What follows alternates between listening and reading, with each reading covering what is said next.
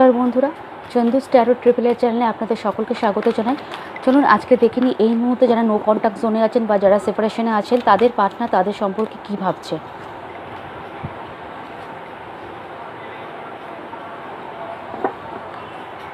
যা কার্ড পেলাম সেই অনুযায়ী আপনার পার্টনার এই মুহূর্তে হয়তো হতে পারে যে যেটা আপনাকে নিয়ে ভাবছে সেটা হচ্ছে উনি ইকুয়াল গিভ অ্যান্ড টেকের একটা চিন্তাভাবনা করছেন, যেটা আপনার রিলেশনশিপে আগে উনি যেই ভ্যালুটা দেয়নি এখন উনি সেই ভ্যালুটা দিচ্ছেন এবং দিতে যাবেন, দেওয়ার কথা চিন্তাভাবনা করছে।